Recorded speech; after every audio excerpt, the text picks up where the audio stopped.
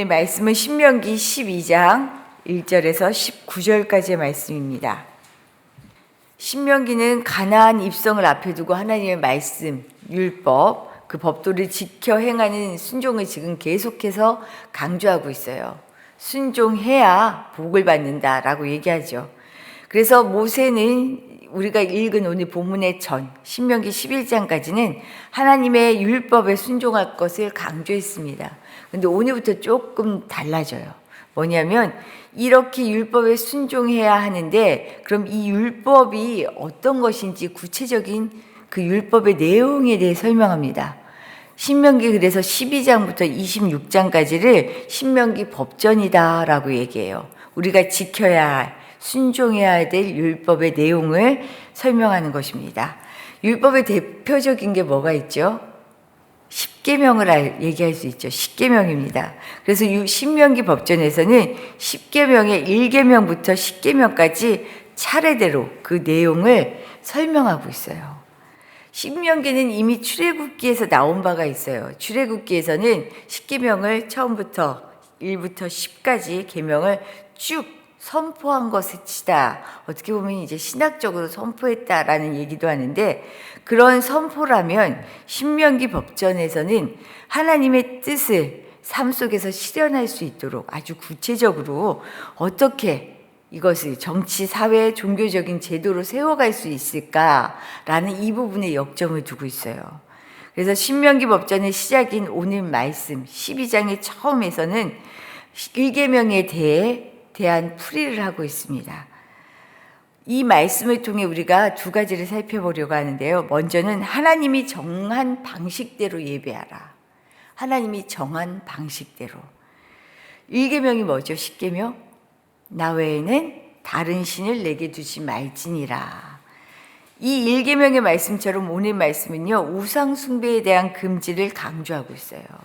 나 외에는 다른 신을 둘 수 없기 때문에 다른 우상 섬겨서는 안 된다라는 거죠.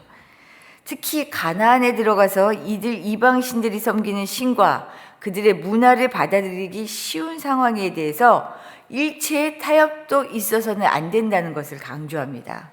오늘 말씀 2절 3절에 이것이 잘 나타나는데요. 우리 2절 3절 말씀을 다시 한번 읽어볼게요.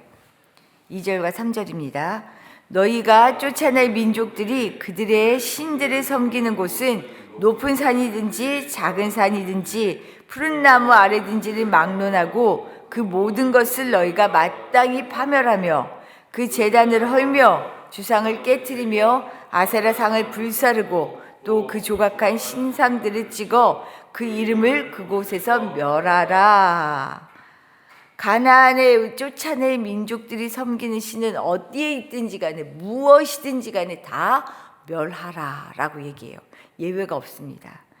가나안 땅에 들어가면 이방 성소를 제거하고 오직 하나님만 섬기라는 명령이에요. 이 명령을 따르는 방법을 지금 설명하고 있는 거예요. 그 땅에 설치된 우상제단을 헐고 우산의 형상들을 부수고 불사르는 것을 지금 불사르다라고 표현하고 있는데 여기에서 핵심은 뭐냐면 선별적인 제거가 아니라는 거예요. 다 모조리 예외 없이 제거하라는 겁니다. 하나님과 우상 사이를 사실은 참과 거짓으로 분명하게 구분짓고 있는 거죠. 실제와 허위로 확연하게 구분하고 있습니다. 그래서 참과 거짓 사이에서 실제와 가짜, 허위 사이에서 일체의 타협은 없다라는 것을 강조해요. 왜냐하면 이제까지 이스라엘 백성들은요, 하나님의 말씀에 따르기보다는 상황을 만날 때 자기의 소견대로 타협했던 것이 일상이었기 때문입니다. 8절 말씀 한번 볼까요? 8절에 보면 이스라엘 백성들이 어떻게 살아왔는지를 얘기하고 있어요. 8절입니다. 우리가 오늘 여기에서는 각기 소견대로 하였거니와 너희가 거기에서는 그렇게 하지 말지니라. 가나안에 이르기 이전까지 지금까지 이스라엘 백성들은 자기의 소견대로 각기 좋을 대로 행했다는 거예요. 이미 출애굽기에서 하나님의 율법을 준 바 있지만 소견에 따랐어요. 하지만 이제 너희가 거기에서는 약속의 땅, 하나님이 거주하게 하시는 그 땅에서는 그렇게 하지 말라라고 지금 명시하시는 거예요. 그러면서 오늘 본문에서 아주 구체적으로 분명하게 지적해서 말씀하셔요. 이제 하나님이 택하실 그곳이라는 표현을 해요. 하나님이 택하실 그곳이라는 표현을 하면서 그곳에서 예배해라. 그곳에서 구체적으로 열거합니다. 이렇게 구체적인 표현이 세 군데를 통해 나와요. 제가 5절의 말씀을 한번 읽어드릴게요. 오직 너희 하나님 여호와께서 자기의 이름을 두시려고 너희 모든 지파 중에서 택하신 곳인 그 계실 곳으로 나아가서 아무 데서나 예배하는 게 아니라 하나님이 택하신 그곳을 찾아가라라고 얘기해요. 11절에서도 이런 말씀을 합니다. 너희는 너희 하나님 여호와께서 자기 이름을 두시려고 택하실 그곳으로 내가 명령한 것을 모두 가지고 갈지니라. 하나님이 택하실 그곳으로. 14절도 마찬가지예요. 오직 너희의 한 지파 중에 여호와께서 택하실 그곳에서 번제를 드리고.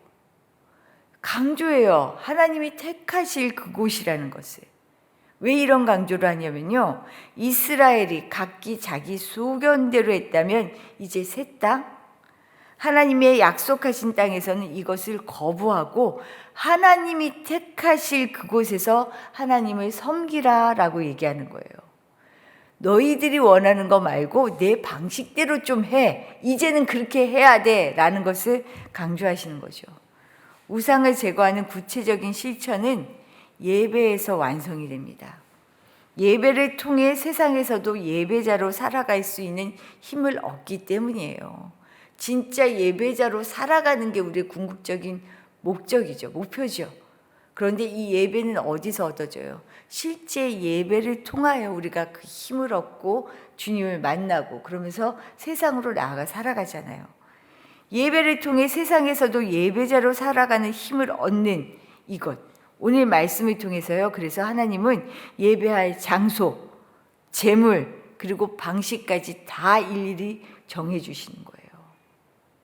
신명기 법전, 내 율법을 말씀에 따라라, 순종해야 한다라고 하시면서 이 순종해야 하는 방식을 일일이 지금 12장 말씀부터 열거하고 계시는 거죠. 왜냐?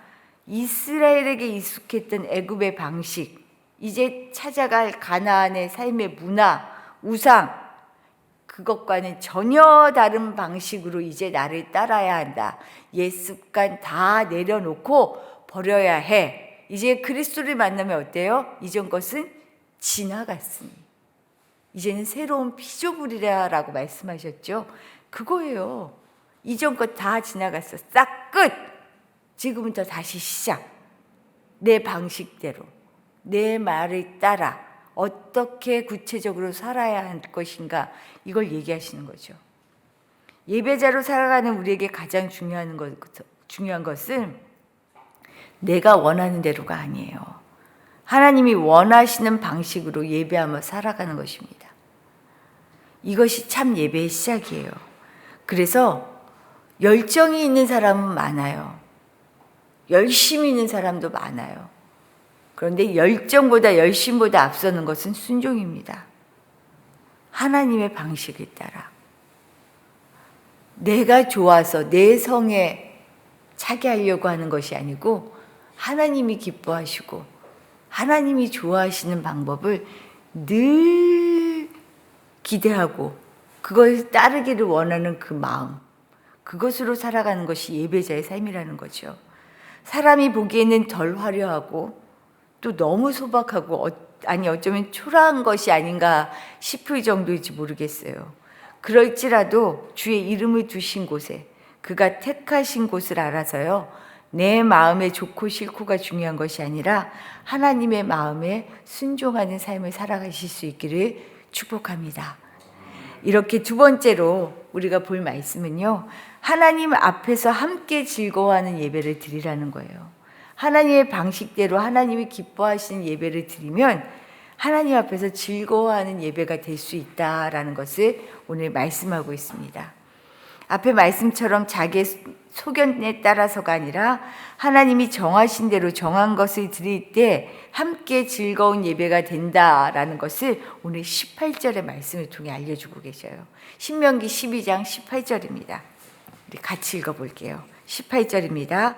오직 내 하나님 여호와께서 택하실 곳에서 내 하나님 여호와 앞에서 너는 내 자녀와 노비와 성중에 거주하는 레위인과 함께 그것을 먹고 또 내 손으로 수고한 모든 일로 말미암아 내 하나님 여호와 앞에서 즐거워하되. 남녀도 가진 것이나 배운 것 외모로 평가하지 않으시는 하나님 우리 너무 잘 알고 있죠. 우리 하나님 앞에서 더 귀한 사람, 덜 귀한 사람 없어요. 하나님 앞에서 가진 게 뭐 얼마나 가진 게 많고 적고가 있겠어요. 누가 뭐 얼마나 잘생기고 얼마나 못생겼겠어요. 그런데 이런 하나님을 예배하고 섬기는 교회마저도 세상의 우상, 그 문화를 따라 보여지는 것으로 사람을 평가할 때가 참 많습니다. 많이 가진 사람이 교회 안에서도 대우받을 때가 많고요. 많이 배운 사람이 교회 안에서 돋보일 때가 참 많아요. 이게 말이 안 되는 얘기죠. 그것으로 평가할 수 없는 것은 너무나 잘 알고 있는데 우리는 세상의 이치 속에서 자연스럽게 그게 그렇게 되어진 것 같아요. 자동으로. 세상과 그렇다면 교회가 다를 것이 없죠. 하나님 많이 아파하실 것 같아요. 예수님은 그렇게 하실 리가 없잖아요. 오히려 배우지 못한 사람, 가진 것 없는 사람, 아파서 쩔쩔매는 사람, 건강한 사람에게는 의원이 필요 없고 아픈 사람에게 필요하다 하시면서 그들을 찾아가셨잖아요. 모든 예배는 많고 좋은 것이 문제가 아니라 하나님 앞에서 그 은혜에 대한 겸손한 반응이 중요합니다. 아무리 드려도 어떻게 드려도 다 갚을 수 없는 은혜에 대한 반응 때문에 예배하는 그 마음, 그 반응 때문에 순종할 수밖에 없는 그 마음, 그것이 예배고 예배자의 삶이죠. 이것을 잊어서는 안 됩니다.